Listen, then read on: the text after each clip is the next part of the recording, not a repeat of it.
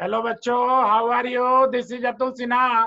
We have discussed physics in one that is lecture we have done completed. एक lecture हमने किया है जिसमें हमने फोर्स पे चर्चा की थी और इनर्शिया पे चर्चा की थी. Universal that is Newton's law of motion. Newton's law of motion and inertia. We have discussed force, balanced force, unbalanced force. This is my second lecture in physics. We are doing that is in biology also. Nutrition हमने पूरा किया, 4 lecture है. आप उसको पसंद कर रहे हैं, लाइक कर रहे हैं, वेल एंड गुड, बहुत अच्छा. NDA, CDA, CAPF, IAS and state public service commission, SSC, for all competitive exam. This topic is very much common. बच्चों इसको आप जरूर से देखें, पसंद करें.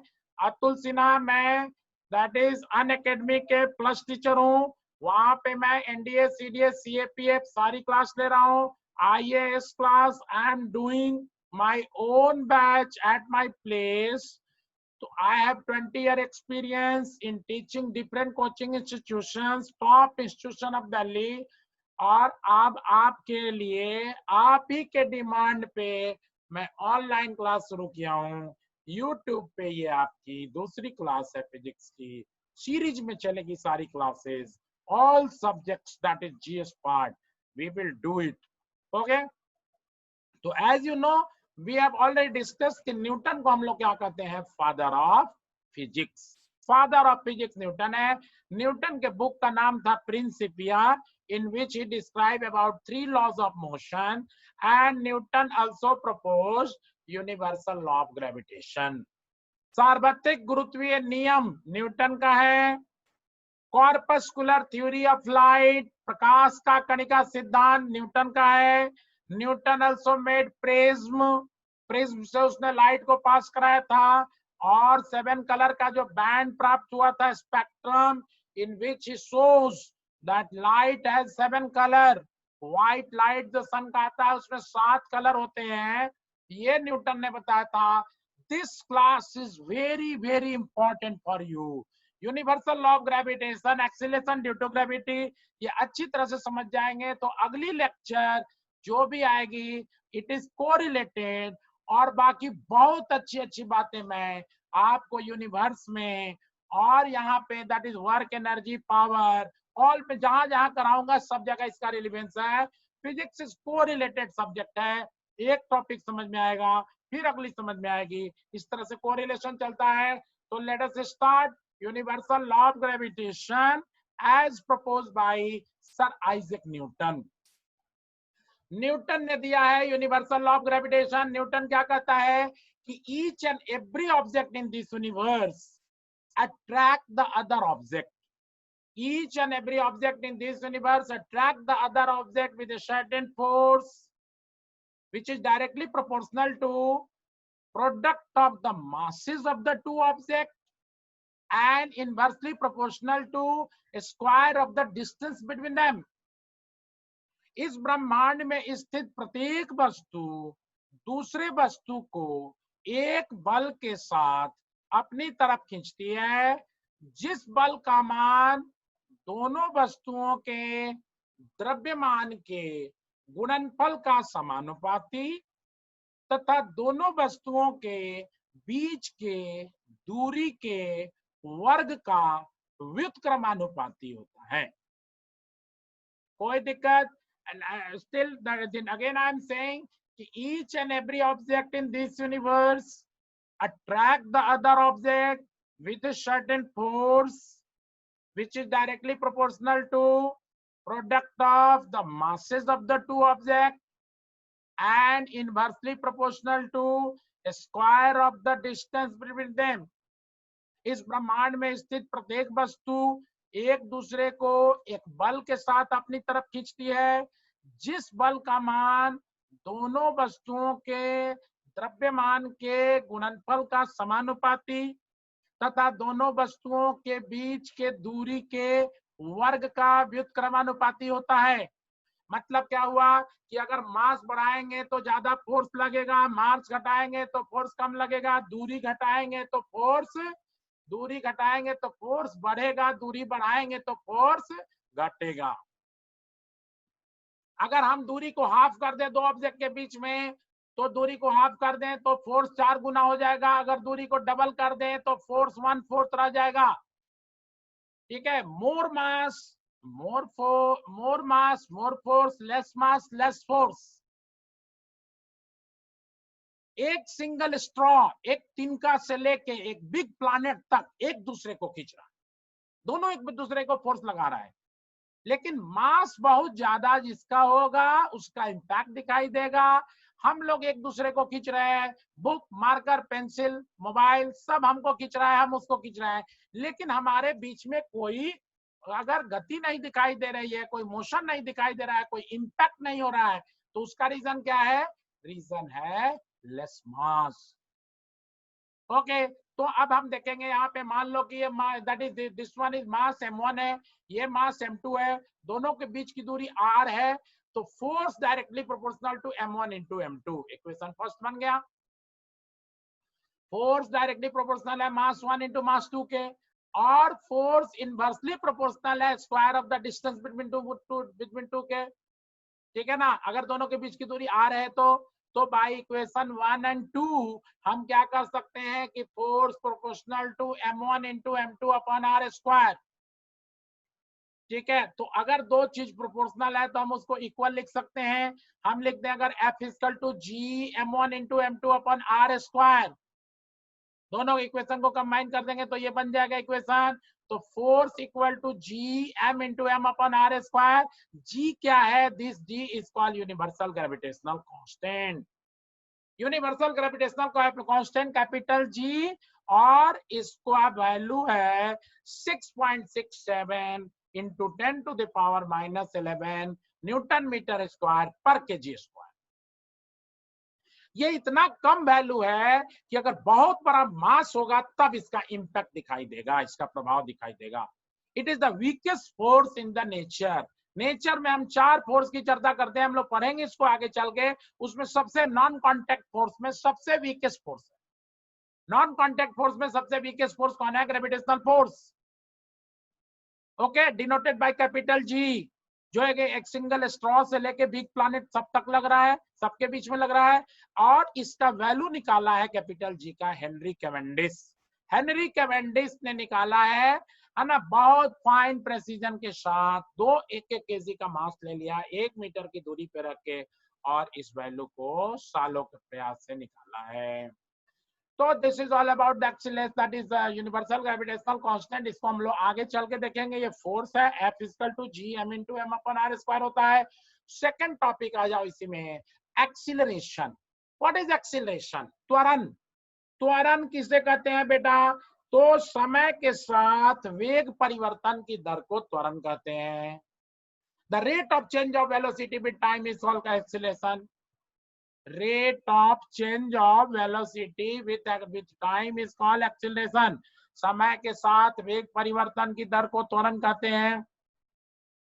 स्टेशन से जब गाड़ी खुलती है तो क्या होता है? एक्सीलरेशन होता है। 0 होता है उसका स्पीड, जैसे जैसे 1 2 3 4 5 सेकंड बढ़ता जाएगा वैसे उसकी स्पीड बढ़ती जाती है। स्टेशन पे जब गाड़ी प्लेस होती है तो क्या कहते हैं उसको? डिसेलरेशन, रिटार्डेशन या निगेटिव एक्सीलरेशन, ऋणात्मक त्वरण। ओके, तो अब हम लोग को पढ़ना है एक्सीलरेशन ड्यू टू ग्रेविटी, पृथ्वी का गुरुत्वीय त्वरण।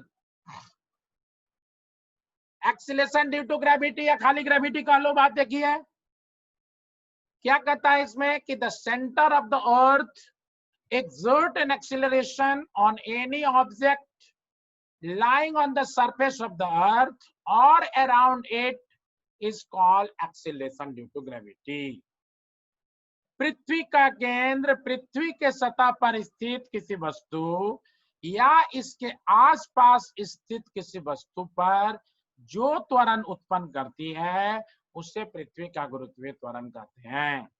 It is denoted by a small g and its value is 9.8 meter per second square। Metre per second, तो वेलोसिटी का यूनिट है ये। और यहाँ पे दैट इज यह एक्सीलरेशन क्या है, तो rate of change of velocity with time है, तो 9.8 मीटर पर सेकेंड स्क्वायर हो जाएगा। ओके, यहां तक आपको बहुत लोगों को पता है, कोई दिक्कत नहीं है, पता होना चाहिए। 9th क्लास का टॉपिक है ये, एंड 9th क्लास के बच्चे भी इसको देख सकते हैं, समझ सकते हैं। Very very informative, very very that is expressive होगा दिस वन, दिस टॉपिक। बहुत सारे कंसेप्ट आपको क्लियर होंगे। तो वैल्यू ऑफ जी, अब यहां से आप देखिए, the value of G is maximum at the surface of the earth. ठीक है, the value of G is maximum at the surface of the earth. पृथ्वी के सतह पर जी का मान सबसे ज्यादा होता है। ओके, कोई दिक्कत नहीं। नेक्स्ट पॉइंट देखिए, on the surface of the earth its value is maximum at the pole and minimum at the equator. पृथ्वी के सतह पर इसका मान ध्रुव पे सबसे ज्यादा, विषुवत रेखा पे सबसे कम होता है। ठीक है ना। इक्वेटोरियल रेडियस जो है वो पोलर रेडियस से लगभग 21.5 किलोमीटर ज्यादा है। तो अर्थ के सरफेस पे सबसे ज्यादा है, लेकिन सरफेस पे भी पोल पे ज्यादा है, इक्वेटर पे कम है, क्योंकि पोल से सेंटर की दूरी कम है as compare to equator. Next है कि when we go in upward direction the value of G start decreasing. पृथ्वी के सतह से ऊपर की तरफ जाने पर जी का मान घटता है। कोई बात नहीं, आपको भी पता है कि घटता है। लेकिन इसके बाद जो टॉपिक आता है, बच्चे इसमें गलत आंसर देते हैं। मैं पूछता हूं कि when we go in downward direction, when we go in downward direction then value of G क्या होगा, तो बच्चे कहेंगे बढ़ेगा। What is this? जब हम ऊपर जाते हैं तो बढ़ता है, घटता है तो नीचे जाएंगे तो घटे तो बढ़ेगा, ऐसा थोड़े है कोई रीजनिंग। उसके पहले बच्चे ये ध्यान नहीं देते हैं कि सरफेस पे सबसे ज्यादा होता है। जब ये बात बोल दिया गया कि सरफेस पे सबसे ज्यादा होता है, तो क्या मतलब हुआ कि ऊपर जाएंगे तभी घटेगा, नीचे जाएंगे तब भी घटेगा। Okay, mind it. When we go in downward direction then again its value start decreasing, and at the center of the earth its value will become 0। पृथ्वी के केंद्र पर इसका मान शून्य हो जाता है, एंड पृथ्वी के केंद्र पे शून्य हो जाता है, सरफेस पे सबसे ज्यादा, ऊपर भी घटेगा नीचे भी घटेगा। जस्ट लाइक वाटर की डेंसिटी 4 डिग्री पे सबसे ज्यादा होती है, तो 4 डिग्री पे सेंटीग्रेड पे सबसे ज्यादा होती है, तो अगर 4 से नीचे जो टेम्परेचर जाएगा तभी डेंसिटी घटेगी, 4 से ऊपर जाएगा तभी डेंसिटी घटेगी। ओके, नेक्स्ट आ जाइए। On moon the value of G will become 1/6 of its value on earth, that is 1.63 metre per second square. चंद्रमा पे गुरुत्वीय त्वरण का मान पृथ्वी पे गुरुत्वीय त्वरण का मान का 1/6 अर्थात 1.63 मीटर पर सेकेंड स्क्वायर हो जाता है। ठीक है, तो 9.8 में 6 से डिवाइड करोगे तो यही आएगा एग्जैक्ट वैल्यू, ये रखो। This is the reason there is no atmosphere on moon. यही कारण है कि चंद्रमा पे कोई वायुमंडल नहीं है, and we can't talk to each other on moon. चंद्रमा पे हम बातें नहीं कर सकते, because sound need material medium for its propagation. ध्वनि को गमन करने के लिए माध्यम की आवश्यकता करती है। Sound can not travel in vacuum. तो इसमें घुमा के बहुत क्वेश्चन आता है कि बम फटेगा चंद्रमा पे तो कितने देर बाद के सुनाई देगा, तो कभी नहीं सुनाई देगा जी। मून पे कोई ग्रेविटी नहीं है, 1/6 ग्रेविटी इतना नहीं पर्याप्त है, मतलब 1.63 मीटर पर सेकेंड स्क्वायर इतना पर्याप्त नहीं है कि वो वहां पे एटमॉस्फेयर को रख सके। ओके, इसके बाद आ जाइए, साउंड को मटेरियल मीडियम चाहिए, एक भी बात आ गई, साउंड हम लोग पढ़ेंगे।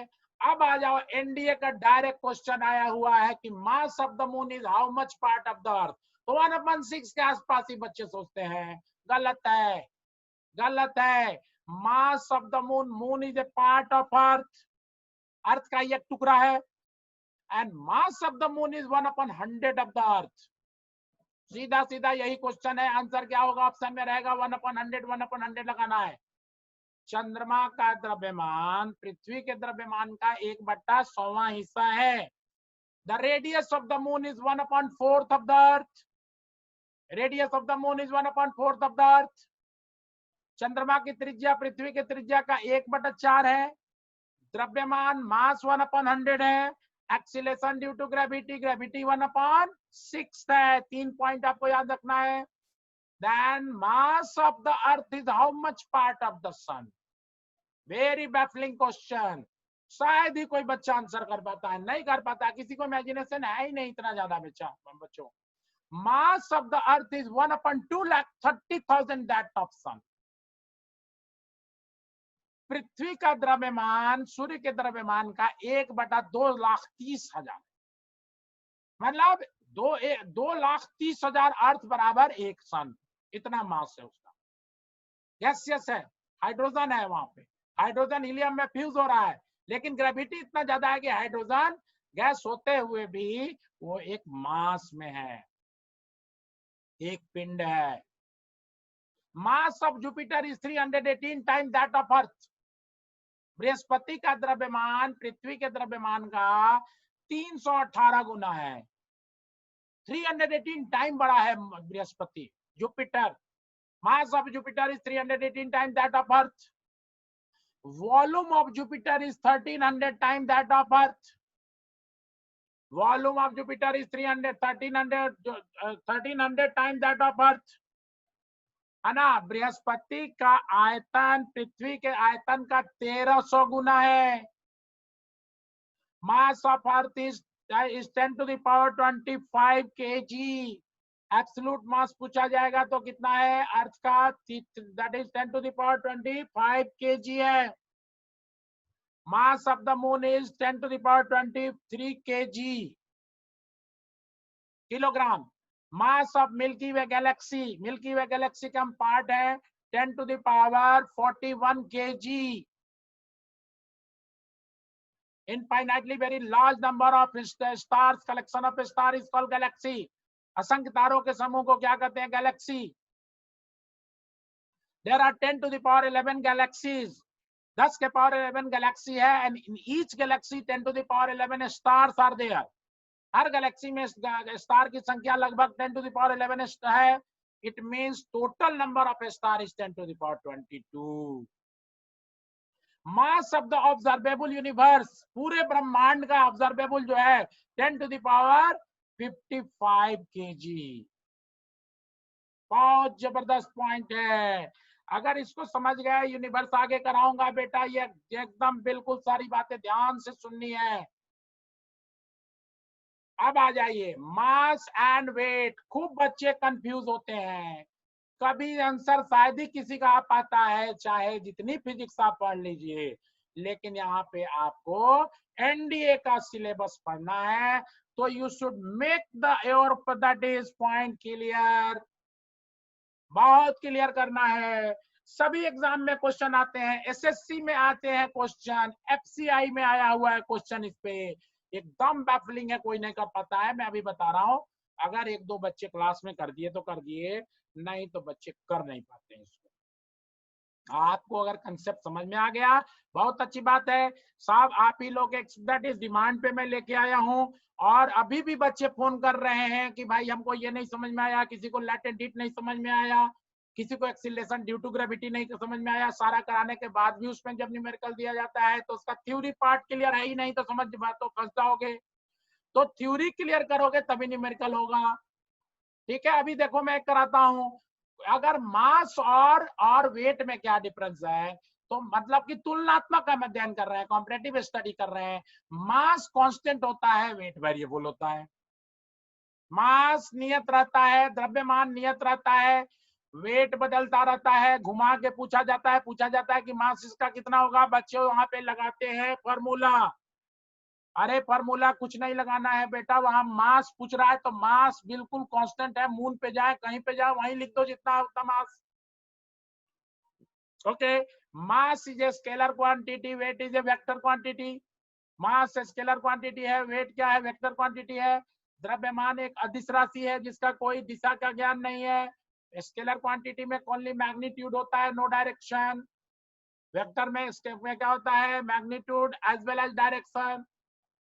सदिश राशि कहते हैं उसको, उसका आयाम भी पता होगा, दिशा भी ज्ञात होगा। Got it. उसके बाद क्या है, मास is the measure of inertia. बच्चे सवाल खड़ा करते हैं, अभी भी पूछ रहे थे हमसे कि भैया ये कैसे हुआ, बिल्कुल डायरेक्टली प्रोपोर्शनल है। More mass more inertia, less mass less inertia. जिस वस्तु का द्रव्यमान ज्यादा होगा उसमें जड़ता ज्यादा होगी, जिस वस्तु में द्रव्यमान कम होगा उसमें जड़ता कम होगी। तो mass is the measure of inertia, weight is the measure of force. भार बल का मापक है। मास को हम m लिखते हैं, वेट में m इंटू जी हो जाता है। m into G acceleration due to gravity. Mass का यूनिट केजी है या ग्राम में लिखो, वेट को न्यूटन है या डाइन में लिखो। Measure of beam balance, it is measure by beam balance. Mass को हम डंडी वाले तराजू से तोलते हैं, it is measure by beam balance. Weight is measure by spring balance, spring तराजू से तोलते हैं। Mass can not be zero for a body, किसी बॉडी का मास जीरो नहीं हो सकता। Weight can be zero at the centre of the earth. Okay, next point क्या है कि it is an essential property of material body. कोई material body है, मैटर का क्या होता है कि anything which occupy space and having some mass is called matter. So it is essential property of the material body. It is not essential property. weight कोई essential property नहीं है। Next है कि mass not affected by presence of other bodies, other body से नहीं होगा affected, and weight is affected by the presence of other bodies. फिर मैं बता रहा हूं, यहां मैं लिख नहीं पाया हूं कि मास का मतलब m, वेट का मतलब m and G, m into ji. Mass एक, मास खाली m है और वेट क्या है m इंटू जी। अगर g लगेगा तो वेट क्या है m into ji equal to f होगा। आगे पढ़ेंगे हम लोग, फोर्स है। तो क्वेश्चन है कि अगर क्वेश्चन है कि an object of mass 70 KG determine its weight on moon. एक 70 किलोग्राम द्रव्यमान वाले वस्तु का भार चंद्रमा पे ज्ञात करें।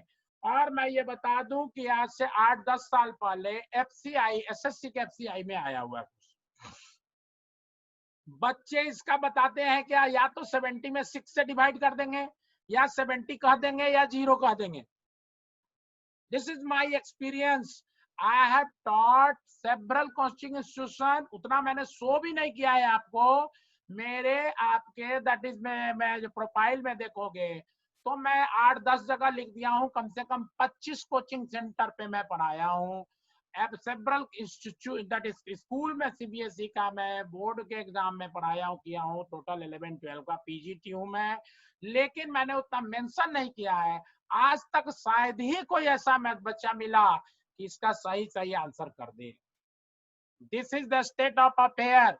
आप लोग समझ नहीं पाते हैं, दैट इज अगर थ्योरी ठीक से और चाहते हैं कि न्यूमेरिकल हो जाए, वेरी डिफिकल्ट। 70 किलोग्राम द्रव्यमान वाले वस्तु का भार चंद्रमा पे ज्ञात करना है, तो आपको 70 केजी मास है और वेट का फॉर्मूला दे दिया गया कि m इंटू जी।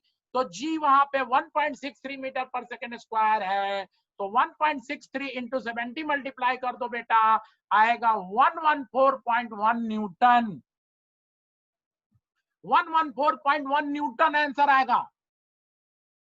ना 70 आएगा ना 70 से डिवाइड में 6 से डिवाइड करेंगे। मास में हम क्यों डिवाइड करेंगे, m इंटू जी है तो जी से मल्टीप्लाई करेंगे, जी में मून पे है वो वैल्यू लेंगे। ओके, तो अब कोई पूछे कि 1 किलो प्याज लेके आओ, 1 किलो प्याज लेके आओ, तो क्या कहोगा भैया, कहोगे कि तो मास है। यस मास है वो। एक्चुअल 1 किलो का वेट कितना हुआ, तो 1 केजी इंटू 9.8 न्यूटन हुआ। It is 9.8 Newton onion. तब फिर कोई बच्चा पूछता है कि भैया तब हम केजी में क्यों कहते हैं, तो इसका भी आंसर मैं क्लियर कर दूं, क्योंकि जहां खरीदा जाता है, जहां बेचा जाता है, दोनों एक ही स्थान है, दोनों पे जी सेम लग रहा है। दैट्स व्हाई वी इग्नोर जी। हम जी को इग्नोर कर देते हैं, ध्यान नहीं देते, और आप मास को बता देते हैं। तो आपको जितने मास वाले में, आर्किमिडीज प्रिंसिपल में, जितने जगह पे आपको वेट का जरूरत पड़ेगा, वेट पूछेगा या फोर्स पूछेगा, बॉइंट सी पूछेगा, बॉइंट फोर्स पूछेगा, है ना, उत्प्लावन बल पूछेगा, वहां पे आपको वेट निकालना पड़ेगा, ना कि मास। तो ये अगर अच्छी तरह से आज क्लियर हो जाएगा तो आगे की क्लास आसान होने वाली है। मैं तो आपका पूरा का पूरा कोर्स लेके आ ही रहा हूँ यूट्यूब पे। It is duty of yours. हमने क्लास में आपको प्लस में जितना कराया है that is more than enough. But ये रिवीजन हो जाएगा। जिन बच्चों का छूट गया है सारी बच्चे अपने उसके दैट इज कंटिन्यूटी में कर लें। And all competitive exam viewers can get benefited by this class. This is very important and all universe का study इस पे लाइक करता है, इसलिए मैं इसको सबसे पहले लेके आया हूँ, सेकंड क्लास में लेके आया हूँ। इनर्शिया का भी लॉ हमने बहुत बढ़िया बताया है कि इनर्शिया का लॉ कैसे, दैट इज गैलीलियो गैलीलियो दिया था। जिन्होंने नहीं देखा है पिछला वीडियो देख लें। नेक्स्ट आ जाओ, relation between G and G, small G and capital G. बहुत बच्चे पूछते हैं कि what is relation between small G and capital G. All object, अब इसको मैं यहाँ पे बिल्कुल क्लियर कर दे रहा हूँ, आपको कोई दिक्कत नहीं होगा। अगर आपका कंसेप्ट क्लियर है वेल एंड गुड, जिनका नहीं है वो इसको देख लें कि relation between small G and capital G क्या होता है कि all object falling towards the earth under the action of gravitational force of the earth are said to be in free fall. कोई भी वस्तु जो ऊपर से नीचे गिरती है उसको हम क्या कहते हैं कि फ्री फॉल के स्टेट में है, स्वतंत्र रूप से गिरती हुई वस्तु है, स्वतंत्र रूप से गिरती हुई वस्तु है। Acceleration does not depend upon the मास। तो अर्थ का जो जी है स्मॉल जी, वो तो किसी ऑब्जेक्ट के मास पे डिपेंड ही नहीं करता, नहीं करता, ठीक है ना। अब क्या है, क्या चीज कि न्यूटन्स लॉ ऑफ ग्रेविटेशन में अभी अभी हमने देखा कि F force is equal to G M into M upon R square. अभी अभी हमने कराया तुमको यूनिवर्सल लॉ ऑफ ग्रेविटेशन कि force is equal to capital G into M upon R square होता है। अब आ जाइए आप कि according to Newton second law, Newton second law भी हमने करा दिया है। न्यूटन सेकेंड लॉ क्या कहता है कि force is the product of the mass and acceleration. Force is the product of mass into acceleration, or magnitude of the force will be equal to the product of mass and acceleration. Magnitude force क्या है m into G है, तो force equal to m into G है। एक force यहाँ पे g into M upon R square है, दोनों फोर्स है, तो दोनों फोर्स है, दोनों को इक्वेट कर दो, दोनों को इक्वेट कर दो तो क्या हो जाएगा m into G small G equal to capital G m into M upon R square. तो ये स्मॉल जी कट जाएगा, क्या बचेगा small G equal to capital G into M upon R square. दोनों में रिलेशन यही हो गया बेटा, स्मॉल जी बराबर capital G into M upon R square. This is the relation between the small G and capital G. अगर ये object कोई मान लो कि यहाँ पे P ऑब्जेक्ट है, ये इसके सेंटर से दूरी R है ना, इस ऑब्जेक्ट का मास M है और ये अर्थ का मास M है, उसके सेंटर से ये रेडियस R है, ठीक है ना। तो ये x जितना डिस्टेंस पर इसको यहाँ पे खींच लेने के लिए जो इसको काइनेटिक एनर्जी वर्क करना पड़ेगा उतना ही ग्रेविटी इस अर्थ पे है कि वो ऑब्जेक्ट को अपनी तरफ खींच लेती है। For object on the on और near the surface of the earth, या तो अर्थ के सरफेस है या इसके आसपास है, we get from equation 3, equation 3 यही था कि small G equal to capital G into M upon R square. तो क्या हो जाएगा G into G small G equal to capital G into M upon R square, ये बन गया इक्वेशन। तो value of G small G है ना, क्या है कैपिटल जी का वैल्यू आपको पता है, अगर वैल्यू कैपिटल जी का पता है हमने बता दिया कि 6.67 into 10 to the power -11 newton metre square per KG square होता है, और मास ऑफ द अर्थ होता है 6 into 10 to the power 24 KG. Radius of the earth होता है 6.4 into 10 to the power 6 metre.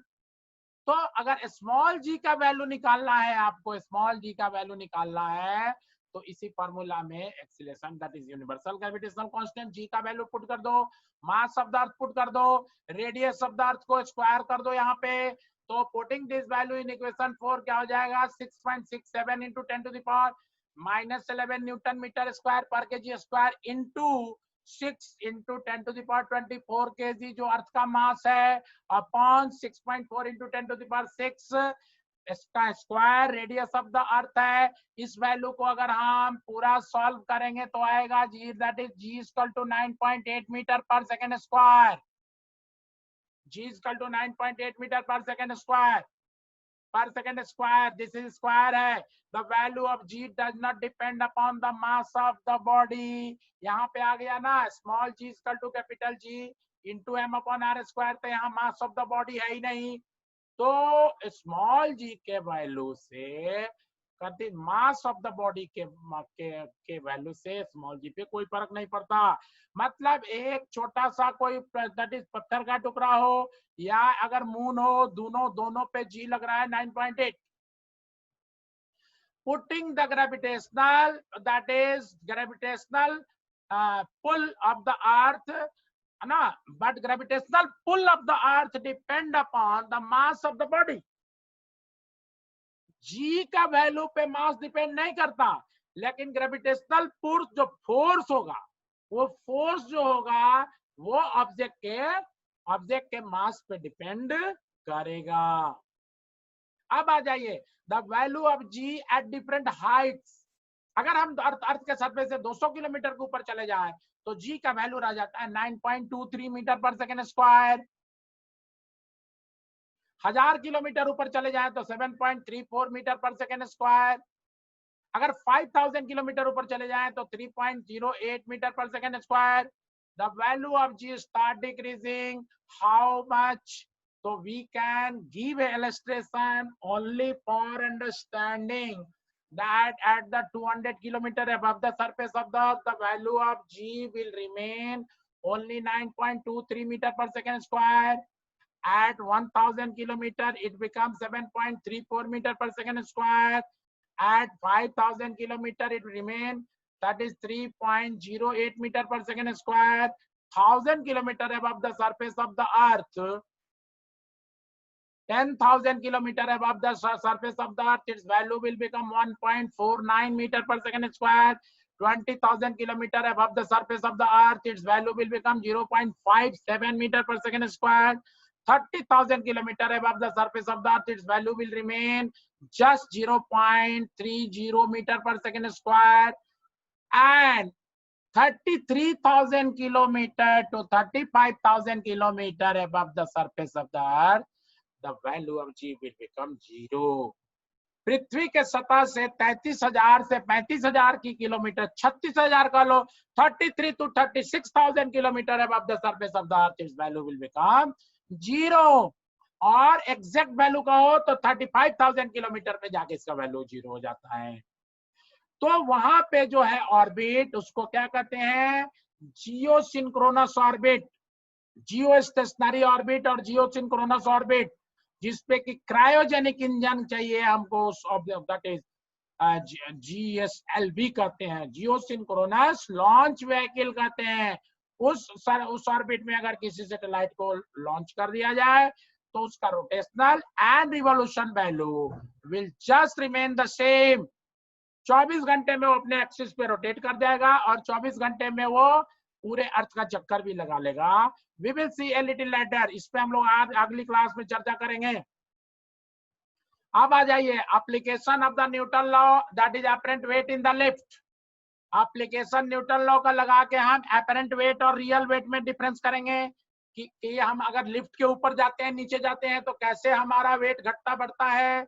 बच्चों फर्स्ट केस देखो, there are 4 cases, 5 cases arises out of it. Lift के केस में हम लोग 5 केस पे चर्चा करने वाले हैं। पहला केस जो है उसमें 3 सब केसेस है।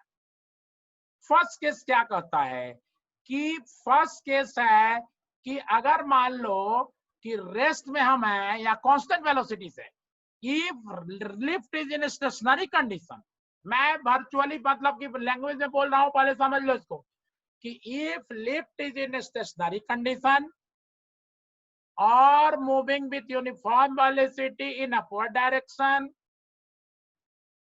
or moving with uniform velocity in downward direction, then the apparent weight of the person inside the lift will be equal to his or her actual weight. यदि लिफ्ट स्थिर हो या समान समरूप गति से ऊपर की तरफ जा रही हो या समरूप गति से नीचे की तरफ आ रही हो, तो उसमें खड़े व्यक्ति का भार उसके वास्तविक भार के बराबर प्रदर्शित होगा। जितना है वही दिखेगा, कम ज्यादा नहीं दिखेगा। कैसे होगा? तो देखो यहाँ पे रेस्ट और कांस्टेंट वेलोसिटी में है, तो एन जो फोर्स लग रहा है माइनस एम इंटू जी, मास और ग्रेविटी इक्वल टू 0 होगा। N minus m g equal to 0, तो एन इक्वल टू क्या होगा? एम जी हो गया। कितना फोर्स लग रहा है तो मास और ग्रेविटी के बराबर तो इक्वल लगेगा। Thus the apparent weight is equal to the true weight, उसका वास्तविक भार जो है वही दिखेगा। That is when lift is in stationary condition और moving with uniform velocity in upward direction और going downward with uniform velocity, then the apparent weight of the person inside the lift will be equal to his or her actual weight. जो wait है वही दिखेगा। Third case खत्म, first case खत्म। First case में तीन सब case मैंने बता दिया, या तो स्थिर है या कांस्टेंट वेलोसिटी से ऊपर जा रही है या कांस्टेंट वेलोसिटी से नीचे आ रही है। अब आ जाइए केस सेकंड। केस सेकंड क्या कहता है कि when lift is going in upward direction with accelerated motion, then the apparent weight of the person inside the lift will be more than his or her actual weight. यदि lift त्वरित गति से ऊपर की तरफ जा रही हो तो उसमें खड़े व्यक्ति का भार उसके वास्तविक भार से ज्यादा प्रदर्शित होगा, क्योंकि दैट इज फोर्स जो लगेगा Newton m minus m into ji equal to m a हो गया, मास इंटू एक्सीलरेशन हो गया, एक्सीलरेशन ऐड होगा तो एन इक्वल टू क्या हो जाएगा? M g plus alpha. Alpha क्या है? तो एक्सीलरेशन, ऊपर लिफ्ट जा रहा है, नीचे की तरफ से एक्सीलरेशन है, उसके अगेंस्ट ये जाएगा तो ऐड हो जाएगा, तो एक्सीलरेशन ऐड हो गया तो भार ज्यादा, अपरेंट भार ज्यादा लगेगा। ओके, नेक्स्ट थर्ड केस आ जाइए कि when lift is going in downward direction with accelerated motion. अगर डाउनवर्ड डायरेक्शन में एक्सीलरेशन है, then the apparent weight of the person inside the lift will be less than his or her actual wait.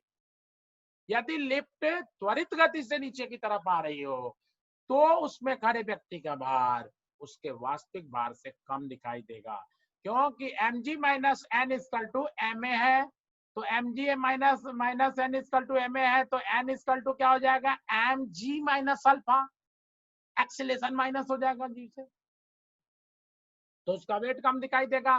Case fourth आ जाओ। If by accident, बहुत important point है, by accident the string of the descending lift is broken, यदि दुर्घटनावश lift का तार टूट जाए, then it will fall freely, freely fall हो जाएगा। फ्री फॉल के स्टेट में एक्सीलरेशन इक्वल टू जी हो जाएगा।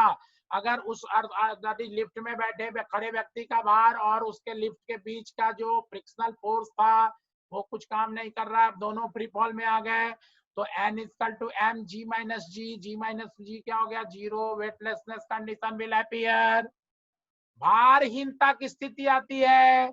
स्वतंत्र रूप से गिरते हुए वस्तु का भार लगेगा कि शून्य है। अब आ जाइए फिफ्थ केस, वेरी इंपॉर्टेंट, बहुत कम लोग कराते हैं ये fifth case. This is for you, NDA के बच्चे खास करके जाएं कि if the acceleration a of the descending lift is greater than the acceleration due to gravity, acceleration due to gravity से ज्यादा अगर जो फोर्स लगा दिया जाए ऊपर से, है ना, तब क्या होगा? देन द मतलब कि लिफ्ट में एक्सीलरेशन ज्यादा हो जाए, then the weight of the person n equal to mg minus ma greater than 0 हो जाएगा, will negative, the person will rise from the machine and stick to the ceiling, है ना, जाके उसके लिफ्ट के रूफ पे टक्कर मारेगा। पांचवा केस। ओके, तो दिस इज ऑल अबाउट बेटा acceleration due to gravity. I think you have understand very well. अगर आपको लाइव क्लास होगी तो इसमें बहुत सारे क्वेश्चन कराऊंगा, इस चीज को एंजॉय कीजिए। देखिए नेक्स्ट टॉपिक में अभी करा रहा हूं तुमको एस्केप वेलोसिटी, पलायन वेग। पलायन वेग एस्केप वेलोसिटी क्या होता है? The minimum velocity required by any object to escape from the gravitational pull of the earth. वह न्यूनतम वेग जो किसी भी वस्तु को पृथ्वी के गुरुत्वीय त्वरण के पार निकल जाने के लिए आवश्यक है, उसको हम क्या कहते हैं? पलायन वेग। देखिए इसको समझिए ठीक से, मैं क्या बताने की कोशिश कर रहा हूं। See the total work done in moving the body from the surface of the अर्थ। अगर अर्थ के सरफेस से अगर किसी को मूव करना हो, x इक्वल टू आर है, मान लो सरफेस ऑफ द अर्थ मतलब रेडियस ऑफ द अर्थ हो गया, रेडियस से सेंटर से लग रहा है। Total work done in moving the body from surface of the earth, x को हम r मान लें मतलब रेडियस मान लें, to a region beyond the gravitational field of the earth, मतलब इंफिनिटी पे जाना है, अर्थ के ग्रेविटी के पार में जाना है, विल बी क्या हो जाएगा? G M into M upon are हो जाएगा। वर्क डन कितना हो जाएगा? G into M upon R. If VE is the escape velocity, E से escape, V से velocity, escape velocity of the body, then the kinetic energy क्या लगेगा उसको? Half mve square. mve मतलब velocity for the escape imparted to the body on the surface of the earth will just sufficient to perform the work W। जो work काम करना है उसको निकल जाने के लिए हाफ mve स्क्वायर होगा। तो half mve square equal to क्या हो जाएगा? Capital G into M upon r. यही तो हमारा था, दैट इज जहां पे हमने निकाला था कि ग्रेविटेशनल फील्ड जो होगा उसके जाने के लिए है ना, टोटल वर्क करना पड़ेगा G M into M upon r, और हाफ एम बी स्क्वायर भी उतना ही वही एक वर्क है। तो हम दोनों को इक्वेट कर देंगे, half m v e square equal to G into M upon r. तो क्या हो जाएगा? V e square equal to 2gm upon r, 2gm upon are हो जाएगा वीई स्क्वायर का। तो वीई क्या हो जाएगा? एस्केप वेलोसिटी बराबर फॉर्मूला क्या हो जाएगा?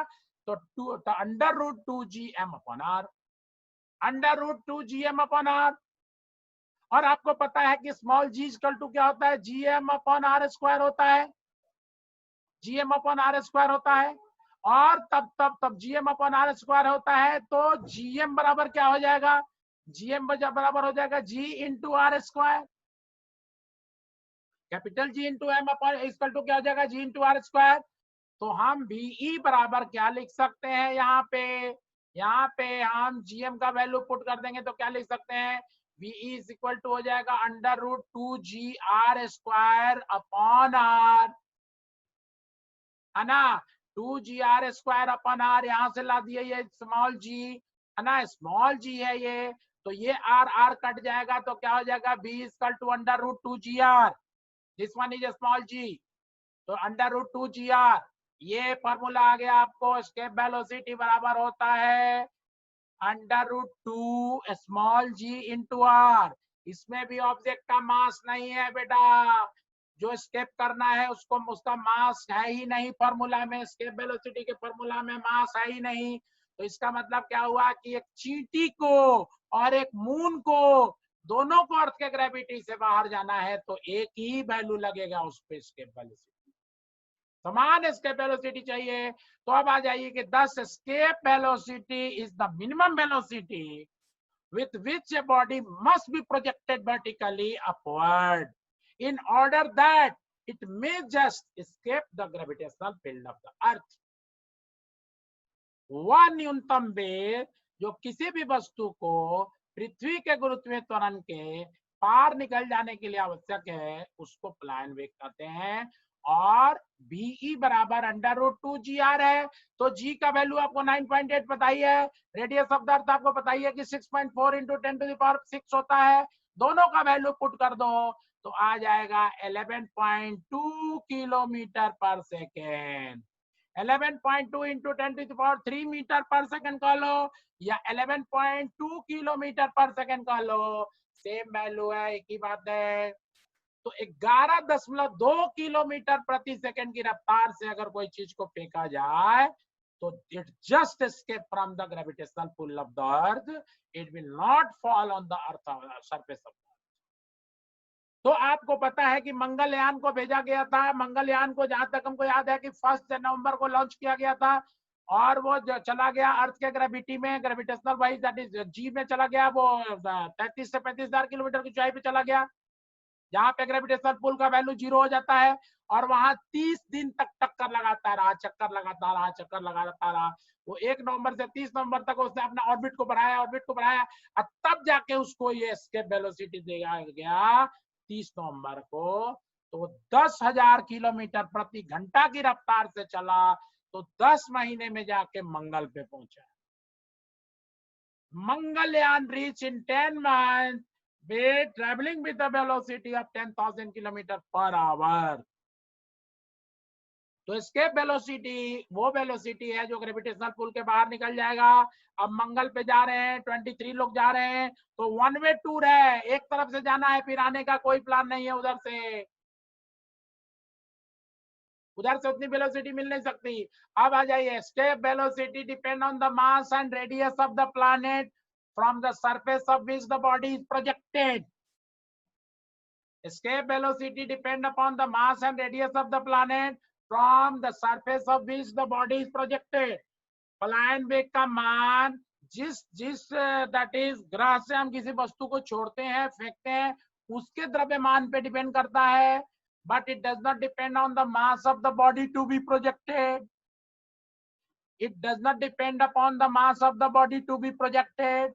जिस वस्तु को हम दैट इज हमको फेंकना है, इसको ग्रेविटेशनल पुल के बाहर करना है, उसके मास से कोई मंतर नहीं है, कोई फर्क नहीं पड़ेगा, क्योंकि उसका मास का इसके इसके दैट इज फॉर्मूला में कोई जिक्र नहीं है। तो अब आ जाइए थोड़ा कंपेयर कर लेते हैं कि मून का एस्केप वेलोसिटी होता है मात्र 2.3 किलोमीटर पर सेकेंड। 2.3 किलोमीटर पर सेकेंड मून का है एस्केप वेलोसिटी। मरकरी का है, मास बहुत ही कम है, मरकरी का है 4.28 किलोमीटर पर सेकेंड। ओके, जुपिटर का 60 किलोमीटर पर सेकेंड, सन का 318 किलोमीटर पर सेकेंड, न्यूट्रॉन स्टार का है 2 × 10⁵ किलोमीटर पर सेकेंड। तो ये सब आपको हेल्प करेगा आगे चल के सारे टॉपिक में। अब देखिए, अगर मान लीजिए कि हम रो मान लें minimum, that is the mean density of the earth, if rho is the that is mean density of the earth, then earth का मास क्या हो जाएगा 4 pi m equal to that is sphere का मास का बताइए formula 4.3 pi r cube rho, 4/3 pi r cube rho होता है mass of the sphere. तो एस्केप वेलोसिटी में मास के जगह पे पुट कर दो इस वैल्यू को 2gm, m के जगह पर लिख दो 4/3 पाई r क्यूब रो, है ना, अपॉन r। तो ये कट जाएगा, r कट जाएगा, तो एस्केप वेलोसिटी का फॉर्मूला क्या हो जाएगा तब यहाँ पे, तो 8/3 पाई रो g r² अपॉन 3, है ना, ये आपका फॉर्मूला निकल जाएगा। ए दैट इज अंडर रूट तो है ही, आपको शुरू में ही आपको पता है कि अंडर रूट है ना, escape velocity under root 2g m upon r है। तो क्या रहता है, वहां m का वैल्यू हमने पुट कर दिया, तो under root 2g upon r into 4/3 pi r cube rho है। तो r कट जाएगा, नीचे का एक r ऊपर के एक r से कट जाएगा, तो फॉर्मूला क्या बचेगा, एस्केप वेलोसिटी बराबर under root 8 pi row g r² upon 3। Okay, so this formula could be applied in the various numerical questions. So this is all about today's class। आपको जरूर पसंद आएगी क्लास। आप इसको लाइक करें, शेयर करें, spread करें, सब्सक्राइब करें। जिन्होंने सब्सक्राइब नहीं किया है प्लीज इसको सब्सक्राइब कीजिए, because of the fact I am going to launch all GS as I have already committed before you। बच्चों, आपका पेपर तो सब हमेशा होता रहेगा, हर तरह के बच्चे हैं मेरी क्लास में। Thousand student has demanded for एक यूट्यूब सेशन। यूट्यूब सेशन आपके लिए मैं लाता रहूंगा। This is my own channel, Atul Sinha, and इसको अतुल कुमार सिन्हा के नाम से चैनल सर्च कर जोगे मिल जाएगा। इसको आप ज्यादा से ज्यादा स्प्रेड कीजिए और इसको सब्सक्राइब कीजिए। और हम इसमें 2-3 लेक्चर और अभी डालेंगे फटाफट, जिससे कि आपका कुछ कंटेंट फिजिक्स का दिखने लगे, बायो का दिखने लगे। Then we will certainly going to launch all GS paper which is going to be very helpful for all students, specifically for those who are going to appear on the 6th September 2020 for the NDA, 11 November for the CDS. In between there is a civil services paper and all papers, ये सब में काम आएगा बेटा। बहुत अच्छी बात है कि आप इसको लाइक कर रहे हैं, पसंद कर रहे हैं। Share it. Bye bye. See you.